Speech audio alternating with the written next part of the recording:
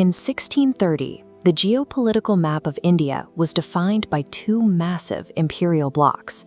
The Mughal Empire controlled the vast northern plains, while the Bijapur and Golconda sultanates dominated the Deccan Plateau to the south. Following the collapse of the Vijayanagar Empire, every major seat of power on the subcontinent had fallen under the control of these sultanates. For the first time in centuries, independent Hindu self-rule had effectively vanished from the map. This was the world Shivaji was born into. His father, Shahji, was a successful general within the Bijapur military system, and he expected his son to take a high-ranking position within that same imperial structure.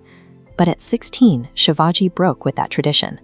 With a small group of local followers, he seized the Torna fort, marking the start of a campaign for Hindavi Swaraj, the return of sovereign self-rule. To succeed, this teenager had to hold his ground against empires that could field 500,000 soldiers and draw tax revenue from an entire continent. His own force numbered in the hundreds. Bijapur responded by sending Afzal Khan, a general standing 7 feet tall, to end the rebellion. Khan invited Shivaji to a private meeting at the Panhala fort, promising a peaceful resolution, while secretly planning to assassinate him during their embrace. Shivaji anticipated the trap. Before entering the tent, he strapped a layer of iron chainmail beneath his tunic and concealed a set of metal tiger claws in the palm of his hand. When they met, Afzal Khan grabbed Shivaji and drove a dagger into his back. The concealed armor blocked the blade, giving Shivaji the opening to use his own hidden weapon and kill the general instantly. The sudden death of their commander triggered a panic.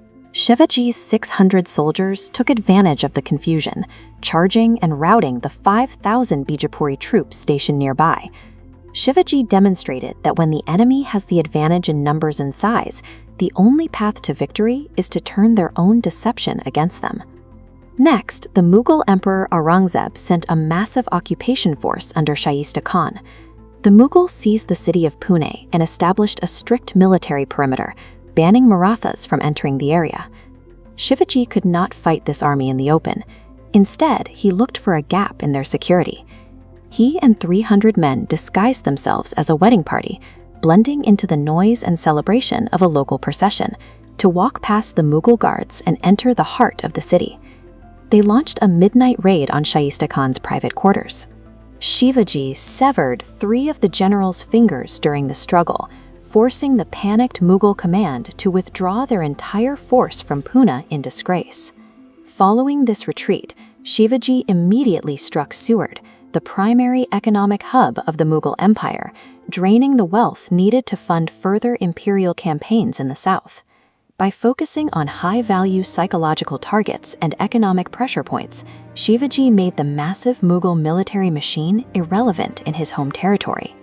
Aurangzeb escalated the conflict, deploying a force so large that Shivaji was forced to surrender 23 of his forts and travel to the Mughal capital at Agra to personally submit to the emperor. At the imperial court, Shivaji was insulted, placed behind low-ranking officials, and eventually held under maximum security house arrest. He was now hundreds of miles from his allies, with his young son also in Mughal custody. Escape from the center of Mughal power seemed impossible. Shivaji began to feign a debilitating illness, and as an act of charity, he started sending large baskets of fruit and sweets out to local religious leaders every day. Initially, the guards searched every basket, but over several weeks, the repetitive nature of the task led to complacency. The guards eventually stopped checking the contents entirely. On the day of the escape, Shivaji and his son hid inside the baskets. The porters carried them directly past the relaxed guards and out of the city, allowing them to return to the Deccan undetected.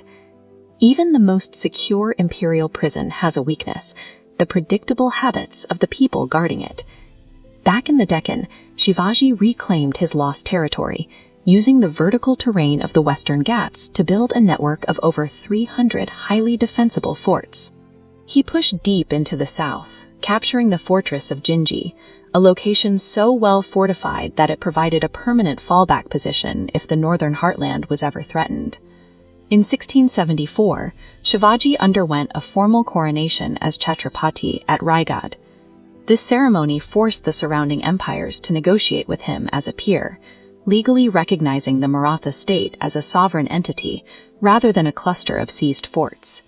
He built the foundations of a modern state, creating a central capital, a civil administration, and the Peshwa system, a prime ministerial office to manage the empire's growth.